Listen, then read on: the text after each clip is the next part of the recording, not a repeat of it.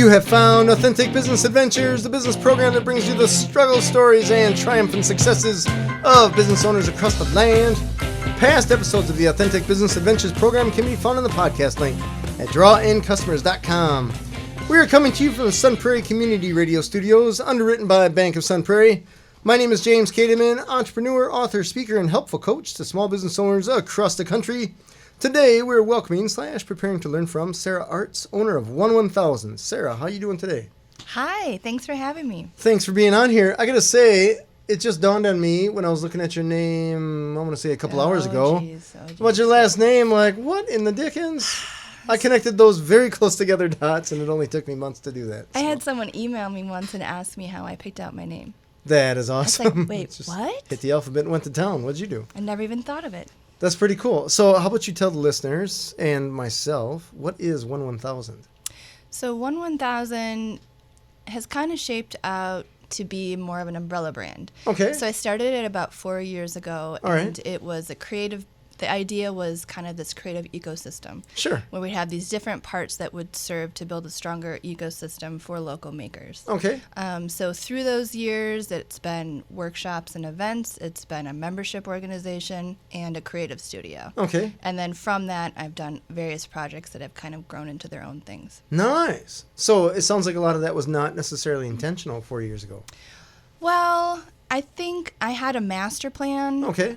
And thought that I would do all the things and solve all the problems. Sure. We all want to do that. Right. So a lot of it I intended to do. I think I didn't realize you don't know which parts are going to grow and which parts aren't going to grow. No, very true. Or which you're going to even like to do. Sure. So I tried all the things, and now some things are growing. Nice. So what are the things out of that list? Are all of those still going?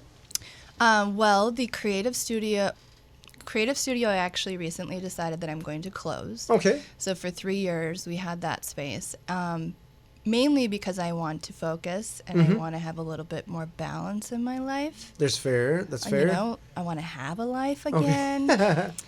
Where the other space was essentially a retail type space? Or? So 1000, the creative studio. Yeah. The creative studio is a 5,000 square foot space. Holy cow. So my dream was that I would have all these different working parts in one space. Sure.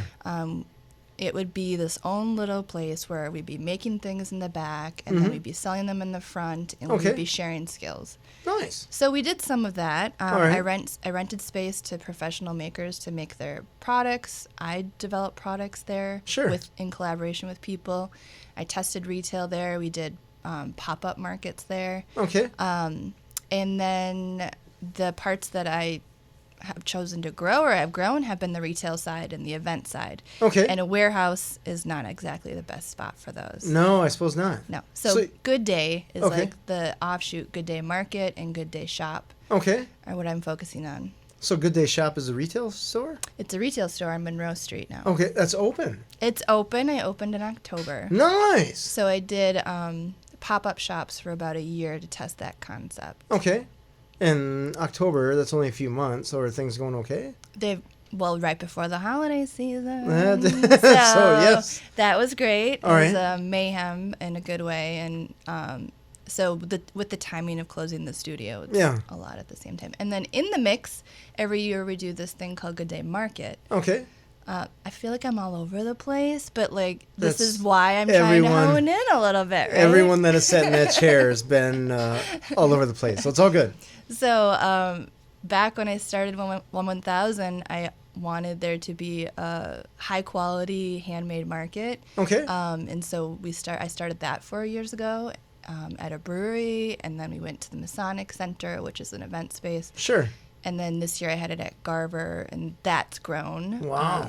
And then the shop kind of came from that. Okay. So this year in October, when I opened the shop, I was planning the market. Yeah. And then decided to close the studio. Wow. So is it tough to decide to close the studio? Yeah. Because it's kind of, you had your space to do your stuff, right? Yeah, and the studio was really the heart of the community, which was the most important thing that I wanted to do when I started the business. Sure.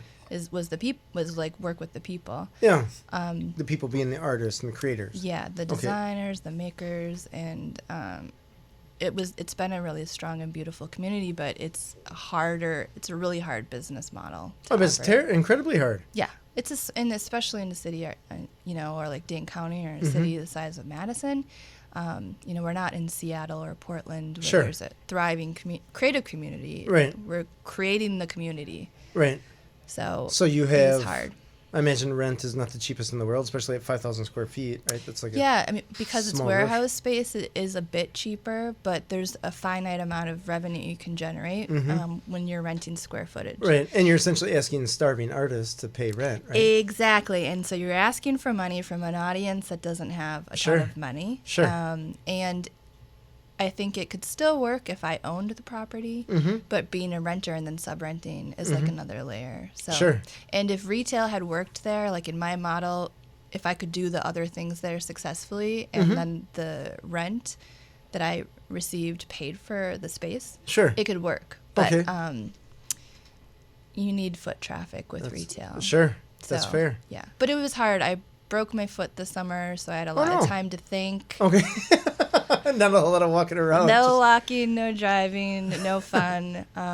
So I had a lot of time to think about, like, is this what I want my life to be like? Sure.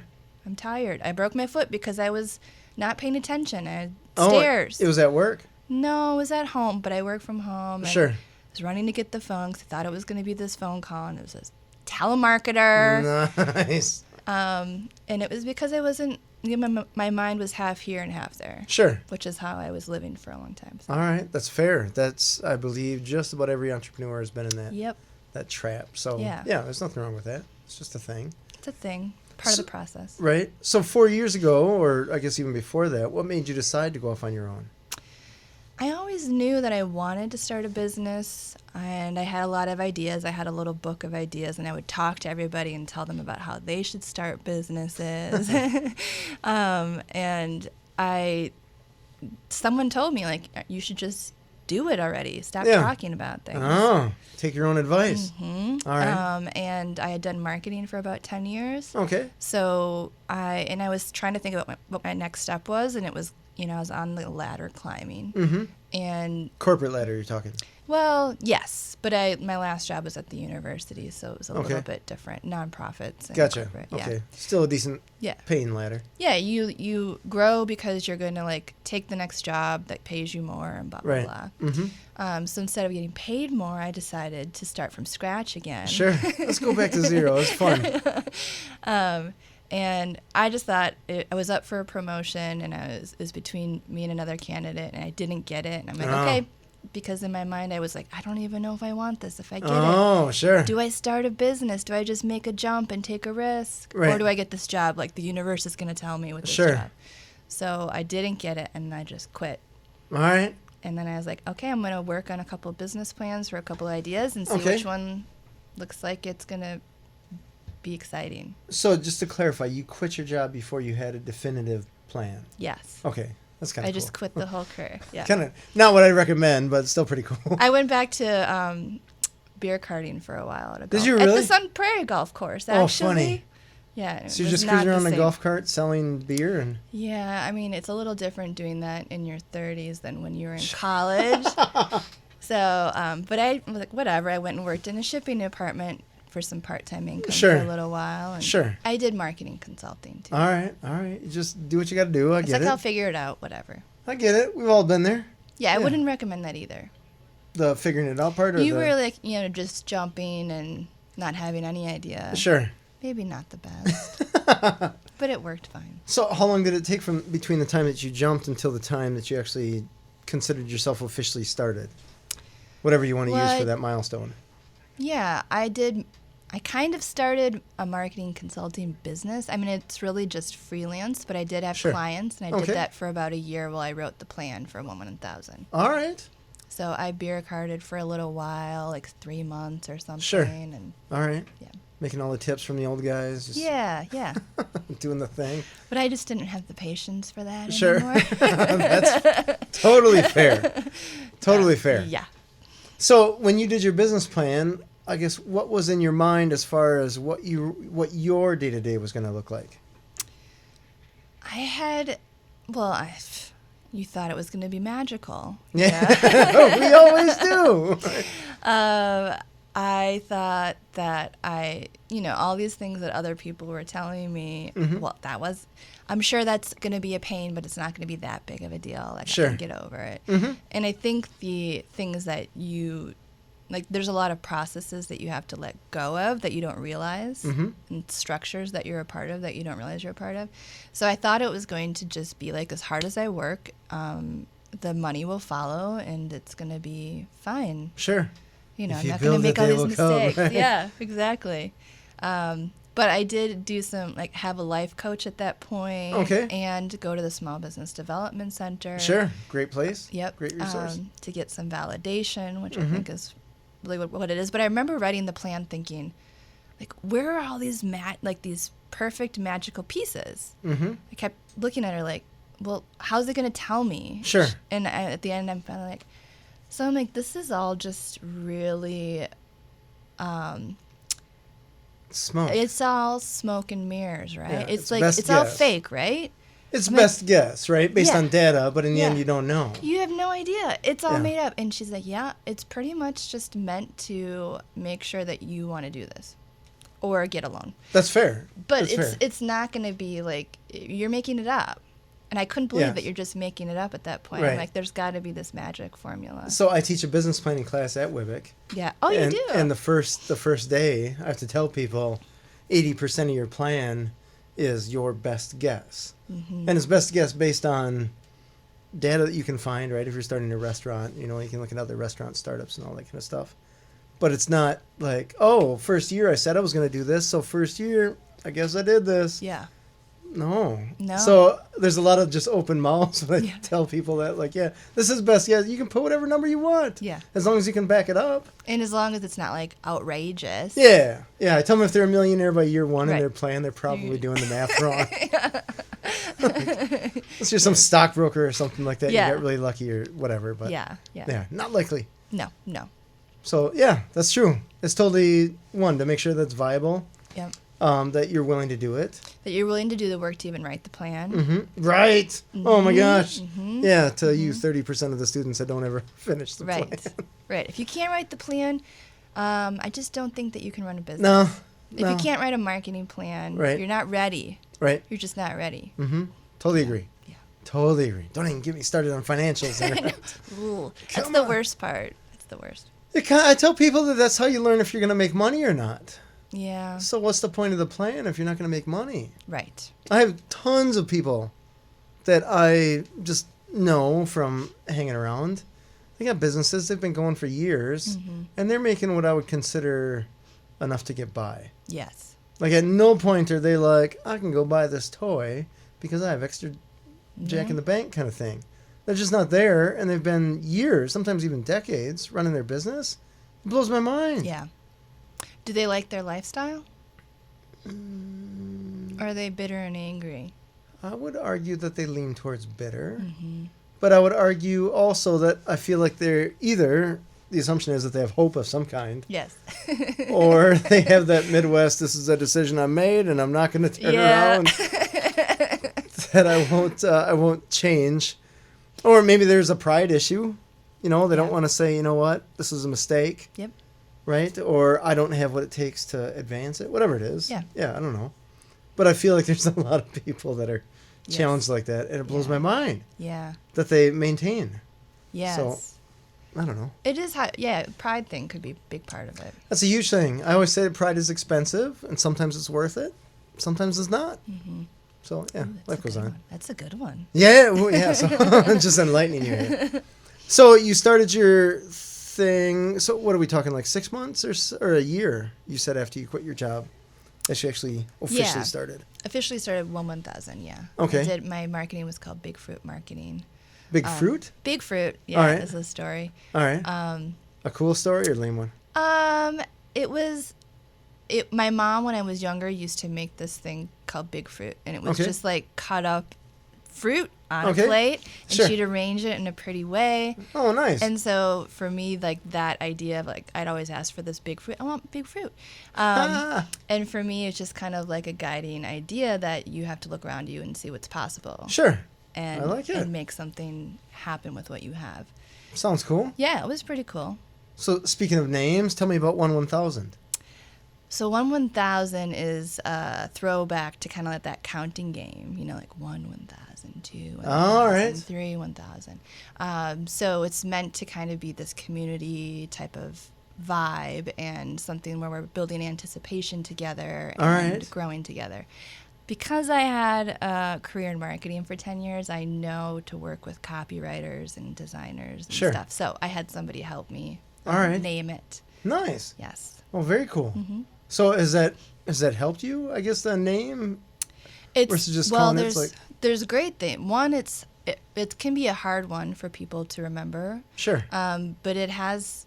A lot of people ask where it comes from, so it's a good conversation starter. And I've learned with some of the other names that I've chosen that are more generic, those are not trademarkable. Oh. So no matter what changes I make, I will most likely keep 1-1000 Sure. somewhere in the LLC or in different things that I'm doing in order to have something that's a little bit more unique and protectable if I could ever protect anything, which is not that easy anyway. Gotcha. No. It's crazy. Yeah. I started going down the trademark road with Doc Jams 5-6 years ago, something like that. And I ended up selling the company before I ever finished the trademark thing. They just kept coming back with, we need a vial of unicorn tears. And, we need whatever. Yeah. It's just stuff. Yeah. And I was thinking, this should be easier. I don't know why this is so hard. And then even if you do it, you have to really it comes down to, do you have the money to fight anything if it comes up anyway? Yep. Very true. She's like, what am I doing this for? Yeah. Screw this. Sell the company. Give me somebody else's problem. Yeah, right. So your business has evolved over the course of 4 years, it sounds like. Yeah. And what are some of the evolutionary things that you did not see coming? Retail, for sure. Retail, good or bad? Well, I said I would never do retail. I would never do retail. How come? I thought that I would hate dealing with the customers and the hours, and I kind of had this, I struggle a little bit with what am I doing enough good for a while? Sure. I want to do things good in the world. I love the caveat there. For a while. Yeah, I got over that. And thinking that I was just going to encourage people to shop just felt not as meaningful to me. Sure. But then I tried it and I loved it.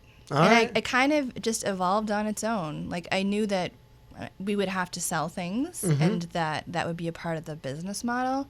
But I thought that my work would be much more about helping people develop as professionals. And for me, that just became way too draining. Oh. Very draining. And tell me why. I'm not the type of person that can easily set boundaries. Okay. I'm getting better. Okay. But I really cared about every single member that I worked with, very personally, and knew all their personal stories. And in fact, the way that I acquired members was having a 1-hour lunch or coffee with every single person in the beginning. Wow. Yeah, and I'm and then I started looking at the numbers later, and I'm in order to scale this to 100 members, I even gave away a free coaching session with every membership. Sure. And I'm in order to scale this to a place where I could have a livelihood, I'm going to have to have lunch 200 times a year. That's not going to work. Right. On the presumption that everyone would sign up, right? Exactly. Sure. So, and then at the actual studio, it's a community where people work together. And I don't know, I'm a talker, I listen, and I care, and maybe get over-involved. So every time I would go in there, it kind of ended up being more like a den mother type feeling. Oh, sure. And the boundaries between helping people achieve their businesses and me building my own business were very blurred. Sure. And it just wasn't the right fit for me. I think I couldn't set a boundary of how much I would give and how much it was actually needed. And Gotcha. I found that the more I stepped back, the more membership waned. So I thought maybe I could keep it going if I had a studio manager. Sure. But people who aren't as actively involved on an individual basis with people, it made it harder.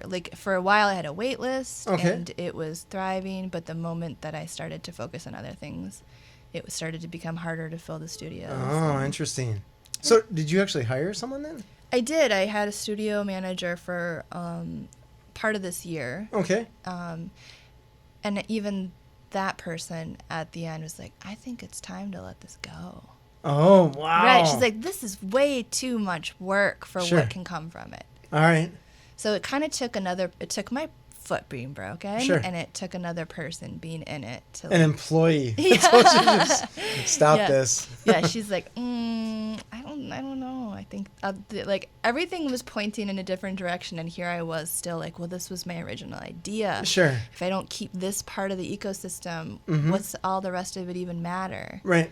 But you know, I think that's because it was my first idea. It's the baby. Right. And now I'm like, this next one, I don't know if it's going to work completely. Right. I know that from all of what I've tried in the last 4 years, this has had the most potential. Okay. It's worked the best. But retail is hard. So Yeah. I'm going into this like, you know, it's not a sure bet in any case. Right. So are you selling exclusively local art at your retail shop? No, so the retail kind of came about because, like, with the market that we did every year, people wanted to be able to shop those goods year round. So then, and I couldn't find a space to continue doing our market, and space is hard for events. Yeah. So instead of popping up at different places, one summer I brought it back to the studio and did these mini pop-ups. Okay. So since it was at the studio, I could set up a retail area there. Okay. So in between, so for each event, I'd have a retail area and then have makers in the back, like as a whole big, like, little mini festival. Sure. And then I'm like, well, all this work just for one day to set up a whole entire shop, right? Curating all these goods for one day. I'm like, that doesn't make sense, you know. But the pop-ups were good because you get a ton of people in for a minute and start to build an audience. And then after that was done, I collaborated with a couple other women, and we rented a spot on the square for 3 months. On the square? On the square, in the old Dream Bank space, the old one. Wow. And we did a 3-month shop. Holy cow. My friend Kyle from American Provenance, I don't know if you know him. I'm afraid I don't. I'm sorry. He'd be a great one to have on the show. Sure. Anyway, he planted, he's like, I think you should do a holiday pop-up. All right. Like, I'm not doing retail, Kyle. Sure. I'm just not. Kyle. Kyle. And then all of a sudden I'm like, oh, I should maybe do a holiday pop-up shop. What a great idea. Yeah. So, yeah, we collaborated. I collaborated with a couple of other women-owned businesses, and we created a shop for 3 months. And then at the end of that, I was like, I love this. Wow. Like, I love it. Sure. I love dealing with the customers. I love creating an experience. I love defining a space. Yeah. I love working with the makers in that way where I can actually help bring them a livelihood versus, like, you know, people kind of on each other's shoulders. Sure. And so that's kind of like how the retail came to be. I don't remember what your original question was. Sure. We're talking about just the evolution of the business. So, yeah, you got it down. Yeah, okay. No, but you had a question about retail or something. Yeah, I was asking why you didn't want to do retail. I mean, I can totally understand not wanting to do retail. I didn't think I would like it. Retail scares the hell out of me.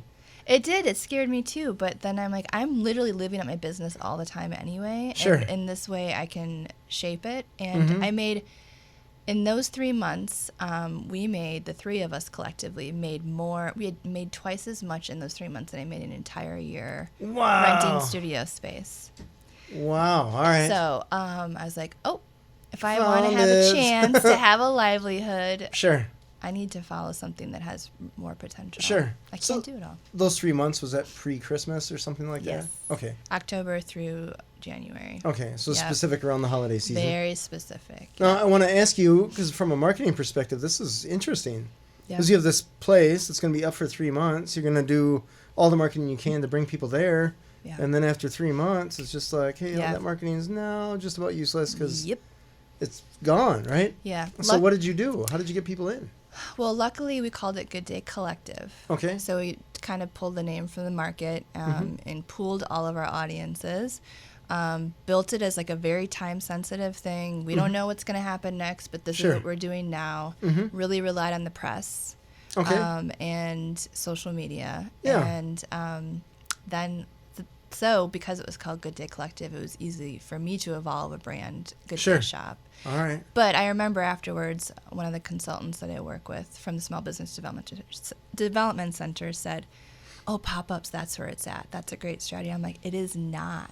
It is not the great strategy. Because like you said, you have to build so much brand awareness around a specific point in time. And then it's done. And then you have to reinvent the wheel. Sure. And there's something that comes from people, whether they remember your name or not, but remembering there was that little shop down the road when they came to this town and they want to go back. Right. I mean, hopefully they remember your name. But like having a location is important for retail. Yeah. And if you're going to do brick and mortar. But and just the fact that you have all this inventory at the end. Yeah. If you do. Sure. You know. So what did you guys do? I guess that perfect segue here, right? Because you have, how many artists did you have for their stuff? Was it like 5 or like 50? And so your question was, do you carry only local? I carry a lot of local, but I've started to curate from all over. Okay, perfect. Yeah. So you have a lot of vendors, individual vendors? I do wholesale accounts and consignment accounts. So there's all sorts of different makers and designers that I work with. So at the end, I sold a lot off, and then I had a lot left too. All right. But not a ton, but enough. And so I brought it back to the studio thinking, okay, I loved that. Now what? Like I'll try running it as a destination at the studio. Sure. And that's like my full picture anyway. And so I opened the shop there for a few months. Sure. Interesting. So I'm just trying to think, you had to market to the artists as well then, right? To actually get product. Was that easier? It's a lot easier. Okay. Yeah. So you're like, hey, you want to sell your stuff? And they're like, I suppose. Well, it's more people pitch to us. They found you. Yeah. Okay. But to get people from different states to do it, yes, that's a little bit, you have to pitch. Sure. I have to say, like, here's why I think it's a good fit for us to be in our store. Give us, let us try something. Right. But way easier than getting someone to rent space from you. All right. I bet. Yeah. I bet. Yeah. I suppose because you're helping people sell their stuff versus just make their stuff. Which is probably a fair distinguishment, right? Yes. Okay. Because you're buying things from them. Sure. And not taking their money. Gotcha. Yep. All right. I like it. Yep. I like it. So then, was it tough to sell, I guess, other people's stuff? Because you're essentially having to market, I don't know what kind of stuff people were making. Yeah, like an ornament or something. No. Trying to pick out like embroidered cats on a sweater. No. I don't know. So I sell home and lifestyle goods. So I sell furniture. I sell big textiles. I sell ceramics. All right. Jewelry, leatherwares. It's not really a craft store. I'm just the wrong market here, so I apologize for that. You might I probably would. You might like some of the stuff, but that's one of the main reasons why I started anything in Madison is I wanted there to be different perspectives of what people could buy handmade. Sure. That it's not only crafty type items. I mean, that's just think of the craft fair stuff where like, oh, you put a yarn cat on a potholder. Yeah. Who buys this? No, I mean, there are people that I work with that have been doing leather work for 20 years. Oh, wow. They're master cobblers. Or a weaver who is weaving yards of fabric and then sewing things. Wow. Yeah. All right. Yeah, they're skilled artisans. All right. Cooler than me. That's all right. Yeah. So storytelling is how we sell things, but what I've learned is I thought like having the shop at the studio would actually be better for us because I could tell the picture like, oh, some things are made here. Right. People didn't care. I mean, they care to a point. Yeah. But you could tell that story anywhere. They're like, that's neat. That's great. Okay, but that's so pretty. Sure. You know?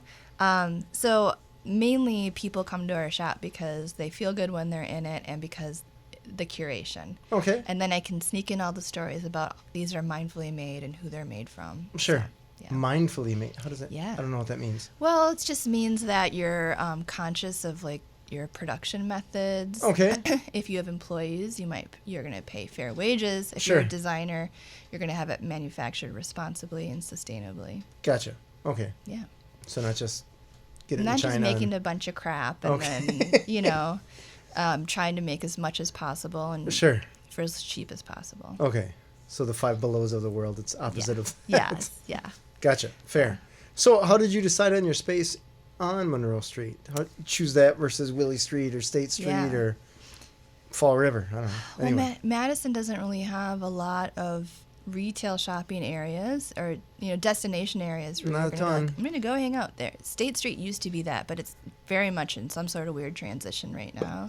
It's because bars and restaurants make more money with drunk college kids than And craft that's store. the story everywhere in this town. Like all the viable retail places. Sure. The landlords will hold out. They'll have it stay empty for 8 to 10 years. Yes. Waiting for that next bar or restaurant. We have a few people that own too much property around here, in my opinion. But yes. I don't know how to fix that. We need to, I know. We need to have, I feel like there needs to be some sorts of actions to help get property into different types of people's hands. They need a shot clock, right? Yeah. Like if it's empty for less than a year, you got to reduce the rent. Get a fine. Fine them. Sure. Other cities do that. I mean, not to be too controversial. Right. But something to keep the community vibrant, tax. right? Yep. Like you're clearly either charging too much or it's kind of a crappy building or insert reason here. But in the end, you kind of use it as a tax write-off. Yep. The shot clock is going down, right? Yeah, yeah. They introduced it in basketball. They got to introduce it here. Right. It's playing the game. Or allow pop-ups to happen there. Sure. Like that is a modern way for people to then be able to maybe potentially afford your space in the future. Let them test their concept, build an audience. Sure. But the rent here is very, very expensive. It is. And it's inflated. And bars and restaurants are celebrated, except by the neighborhoods. They don't want that. Right. But then, the property owners want that. And yes. there is a movement of small people trying to bring back like a strong local economy around brick and mortars that are beyond just. I get really worked up about this. No, there's nothing wrong with that. No, because I remember. Let's just take State Street as an example, right? Yeah. I first came to Madison 19, 20 years ago, something like that, and State Street was cool. You could walk down and there were tons of shops that you would just take a nice summer afternoon and you'd pop into most of them. Yeah. That didn't smell like patchouli. Yes. And in my world, that's not an ideal thing, right? It doesn't count as a bath. No. Anyways, I was always told by people that were from here that like, oh, State Street used to be this wreck, right? With all, like, no one would go down there because it was all homeless and hookers and all this kind of stuff, right? Yeah. And so now State Street's magical. But then over the course of the past 20 years, you see retail going away and you see restaurants popping up and bars popping up. I can't go with my kid down. Let's just go bar hopping on State Street, right? Or it's touristy things now. I mean, I would say the top of State Street has some great things happening. Totally. Little Luxuries is super awesome. Yeah, Anthology. But that was one area. There's Hilldale, which has been a great revitalization of that area, but it's still a mall. Totally. So for me, what I'm selling, it's not the most natural fit. Sure. For that. Right.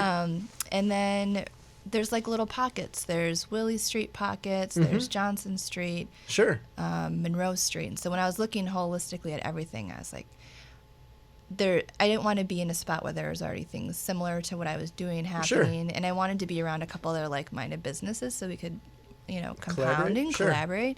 And Monroe Street had just finished the construction. Yeah. Yeah. So did you get a deal? No. No. No, but like there's they lost space. some businesses there, right? So there's some vacancy. Yeah, so I think that there's this time, they're in a period of transition, and I wanted to get in at that point. I didn't even know I was actually going to get a space, though. Oh. I was home with my foot, thinking this isn't going to work at the shop, so I'm either going to have to completely pivot, like just go for it somewhere else or not. Right. Like I'll just look and see. Like maybe I'll just give it this week and just look and see what's out there and see if I could even make it work. As far as vacant property. Okay. And then I signed a lease a week later. Oh. And that was it. Then it was like September and then October we opened. Wow. I know. All right. Yeah. So how did you market this space? Shy of being on a super awesome podcast, right? Right. Yeah. Yeah. I have had our social media following has grown a lot. Nice. And an email list and a little bit of PR, but we never even did a grand opening or anything. Wow. Right now. So hopefully maybe I'll still do that. Sure. Keep that in my hip pocket. Right. But if in this new year when I have time to properly market, I'll most likely not probably do advertising. Okay. But I'll do maybe even some prints. I still believe in direct mail, but I'll see if it's in the budget. I'm totally okay with direct mail. Yeah. I think it gets people's attention more than email sometimes. Everybody loves to get mail, even if it's junk. They're like, oh, I'm important. Yeah.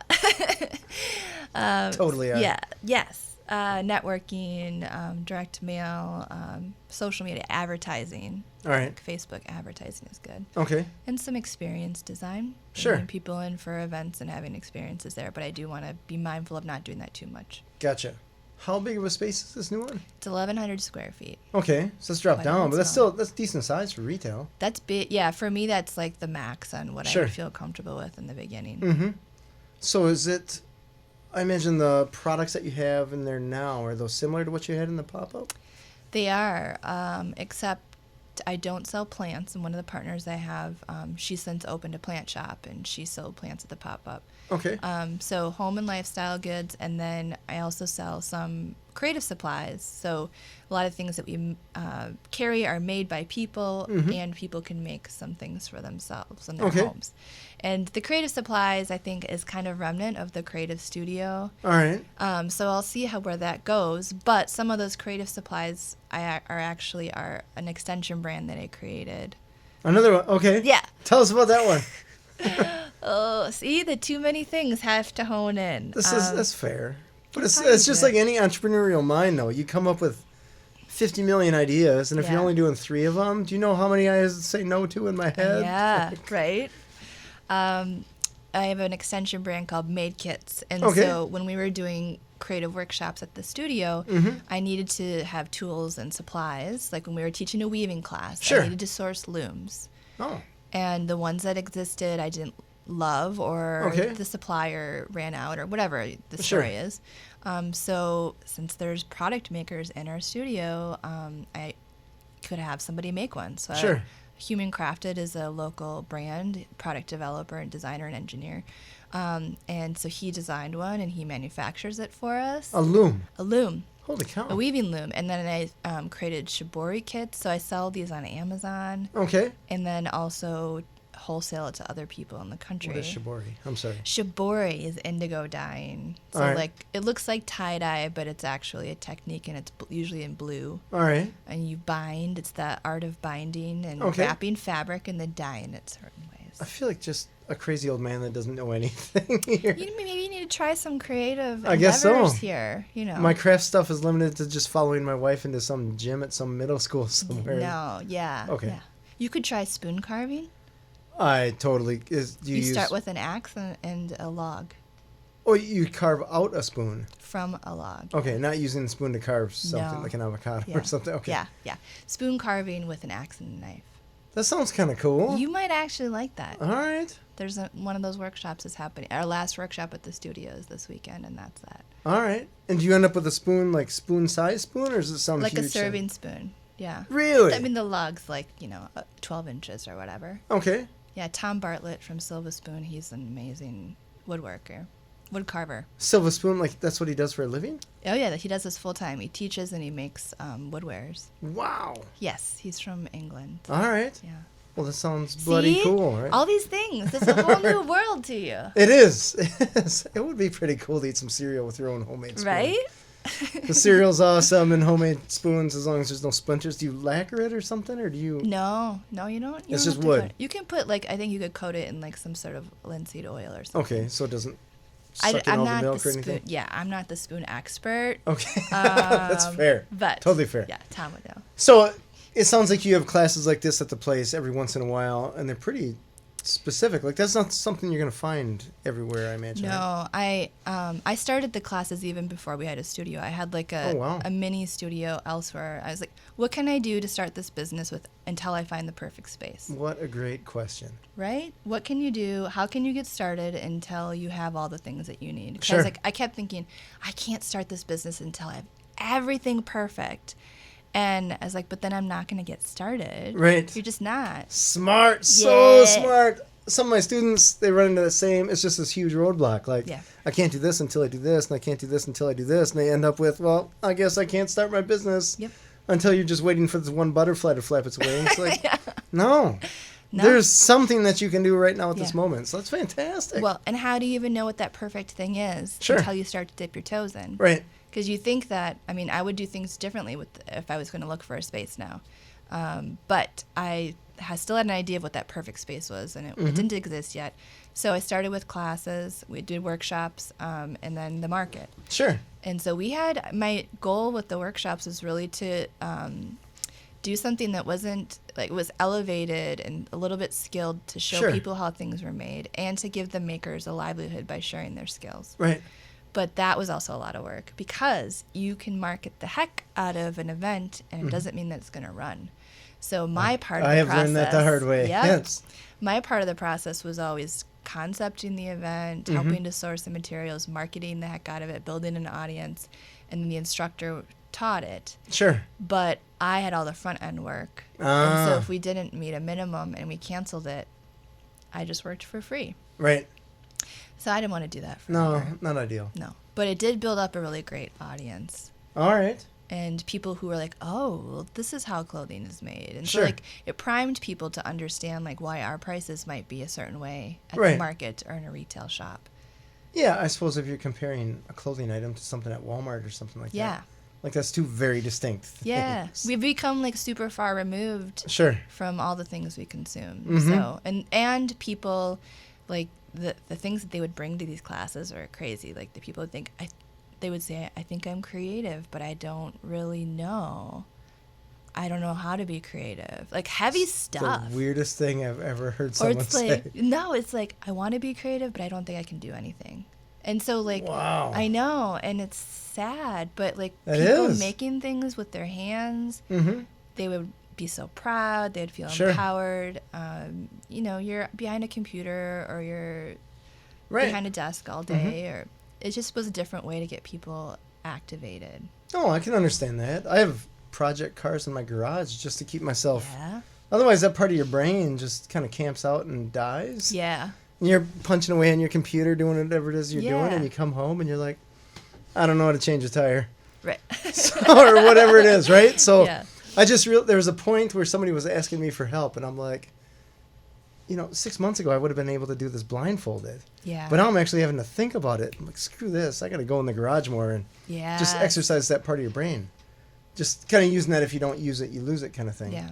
So yeah, with the creative thing, there's a ton of people that need a creative outlet. Totally. Arguably most of them. And picking up a paintbrush can be super daunting. Sure. But there are whole different worlds that people can be creative and they don't realize it. So, you know, like the spoon carving. Sure. You didn't even know. No. Had no idea. Yeah. That's pretty cool. Yeah. So what have been some of the other challenges that you had to overcome that were not anticipated? I think a lot of it is a lot of things that I've come to terms with, I guess. All right. In the last year, a lot. Again, back to the foot thing. Sure. You know, sitting there and thinking about the last 3 years and the things that made me unhappy. And I think one of them is like understanding that when you are building a business or putting yourself out there and you're working with people, that a lot of people aren't going to like you. Sure. You're bound to annoy somebody. That's okay. Yeah, and they're going to maybe be vocal about it. Sure. And no matter what you do, you're not going to satisfy them. Totally true. If you're a people pleaser type attitude or empath or something, that can be a hard lesson. You'll be spinning your wheels for a very long time without any real production. Yeah, I'm trying to think who said the quote, but it was something like, if you don't have haters, it just means you're not known enough. Oh, yeah. Or something like that. Like there's bound to be that crowd, right? Yeah. It's like when you see reviews and you're like 5.1 or 5.0, 5 stars, right? Yeah. 4.6 is believable. Yeah. But 5? Yeah. Come on. That's true. Did your mom make 20 accounts here? That's true. That's true. But it's hard. I mean, when you create your own business, for a long time you see it as an extension of you. And sure, a lot to of people a point. see it. Yeah. But for me, having to go through the process of realizing that it's not me has been a big learning curve. That it's as much as it's not my failure, it's not my success. Like, there are tons of other variables that go into it. Oh, yeah, exactly. Yeah, an insane amount. Yes. Completely outside of your control. Yeah. Yeah, so just do it what seems you can. like that's just common knowledge to you. I would say that took me a few years to learn. Okay. Yeah, I remember someone referred to my business as my baby. Because they said the first business I sold, they said, how can you sell your baby? And I'm like, that's is totally not my baby. Yeah. That is, because I wouldn't sell my baby. Right? I mean, there are days when I think he'd go up for sale pretty cheap. But for now, generally speaking, I wouldn't sell my baby. But my business, I would totally sell my business. Because that's like, what's the point? Right. Right? Like, it's kind of the end game, right? Yeah.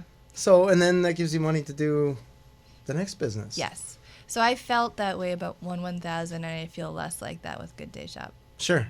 You know, The first one is like, you really are putting, like, my house is on the line. My Sure. car is on the line. Mm-hmm. In essence, it is a huge part. Like, everything's blended. Yeah. Everything. Mm-hmm. So it is, for me, it was a process of separating, understand that there's a separation. Sure. That's one thing.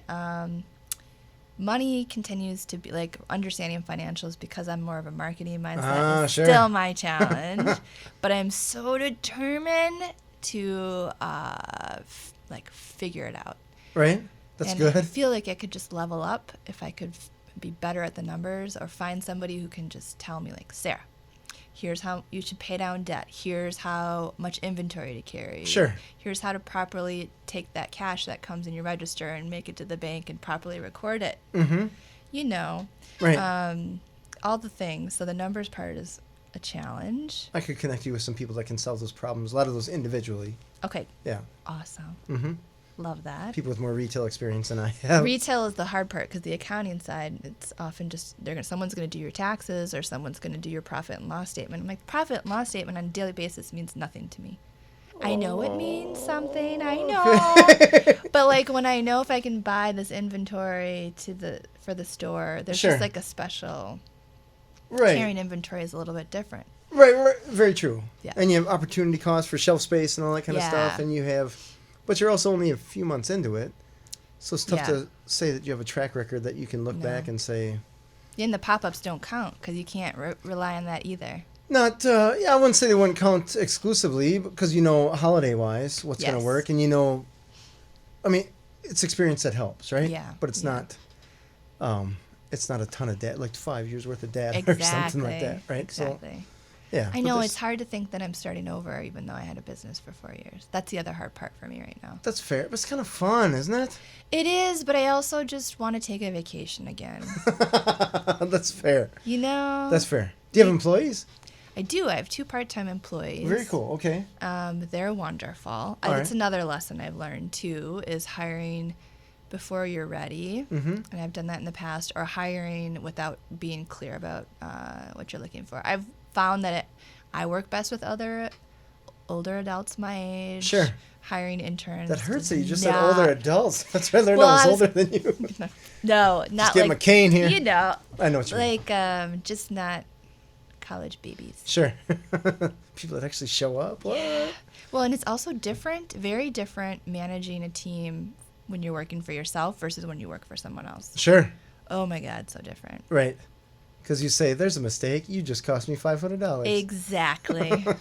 Or like there's, you have to write a position description that somebody approves. And they're like, yes, you're in the right direction. No, it's just you. Being Now like, it's me. good job. Yeah. Please don't leave me. I can't stand you. Please don't leave me. That's awesome. Yeah. That's awesome. So what have been some of the successes or the positive things that you didn't anticipate? Or maybe even some that you did? I think Good Day Market has grown. I mean, generally overall, I love a lot of things about the business. Sure. And I think that we've had a good following. Mm-hmm. I think I'm super hard on myself. And Everybody like, entrepreneur is. Yeah. But we have to get over that, because it Right. can get in the way. But it's a driver, right? Yeah. Yeah. If they're all like, everything you do turns to gold, you'd be broke very quickly. Yes, that's true. Yeah. But also, like now's a good time to sell it. Like, look at last year and see what was good. I'm like, well, it was Sure. good. Mm-hmm. The opening in the shop was good. Yeah. Good Day Market this year was insane. It was good. It's finally after 4 years. I mean, it was good every year, but like when I started it, we started it at Octopi Brewing, and we had 25 vendors, and I had like 800 people come, and I Wow. was excited. That seems cool. It's very successful. Sure. Fast forward 4 years, we're at Garber. I have 70 vendors. 70. Yes. Wow. In person. And I don't even know how many people we had in 2 days. I don't know. A lot. Like maybe 10,000 people. Holy jolly. I don't know. That's like a Motley Crue concert there. Yeah. So that's exciting. Wow. Although I don't make a ton of money off of that event. So Really? now I got to figure out how to do that. How to make money? Well, the multipliers are there, it sounds like, Yeah. with the number of people and the number of vendors and the... Yeah. Yeah. But I imagine the space is not the cheapest to rent. No. So- Nothing's cheap. No. No. So I get it. Yeah. There's stuff. Yeah. That's successful. The looms are starting to grow. All right. I've just been kind of avoiding it. Okay. Just because of storage? Or? Just because of just trying to figure out. It's still just me, really. The employees run the shop. Sure. Or they work the shop sometimes. Mm-hmm. But I don't know. Sometimes I wish that I would have had a partner or dream about having a partner, but I don't think it's going to. Every time I go back to it, I'm like, that's a terrible idea, Sarah. You're too far into it. Yeah. And so, anytime I explore it with somebody, it never works out well. Yeah. This is my 2 cents, right? Because I've had partnerships and I have a couple businesses on my own. And I completely understand there's certain benefits to partnerships, but there's a lot of headache. Yeah. It's one more moving part or sometimes more moving parts. Someone's feelings. Yeah. Their lives. It's their lives, and sometimes it's just what you have a vision for your business. Yeah. And they have a vision, and generally speaking, they're pretty parallel. Yeah. But even if they're a degree off, after a few years, that's quite a distance. Have you read, is it Rocket Fuel? Have you read Rocket Fuel? I have not. I think that's the one where they talk about visionaries and integrators. Okay. That's an awesome book, and that's what I dream of. Finding an integrator. Okay.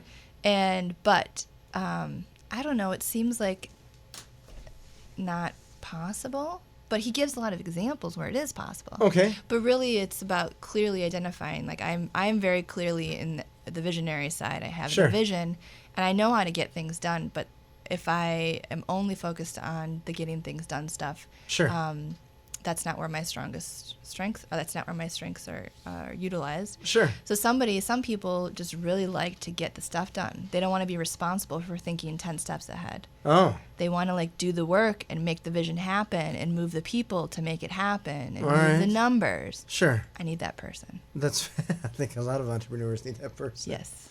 I guess to a point.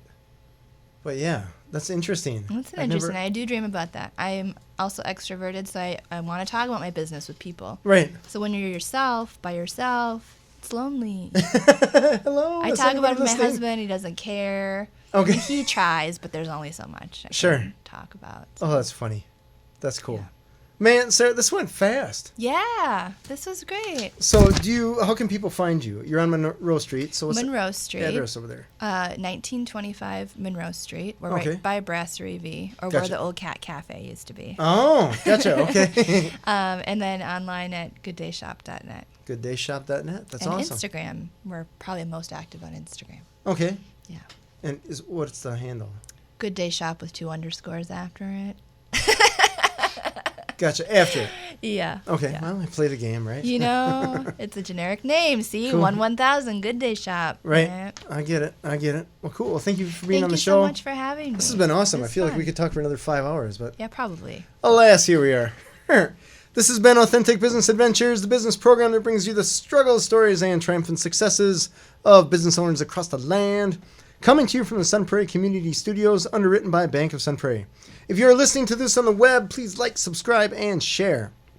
My name is James Kademan, and Authentic Business Adventures is brought to you by Calls on Call, offering call answering and receptionist services for small businesses across the country on the web at callsoncall.com, as well as Draw In Customers Business Coaching, offering business coaching services for entrepreneurs in all stages of their business on the web at drawincustomers.com. And of course, the Bold Business Book, a book for the entrepreneur in all of us, available on Amazon and wherever fine books are sold.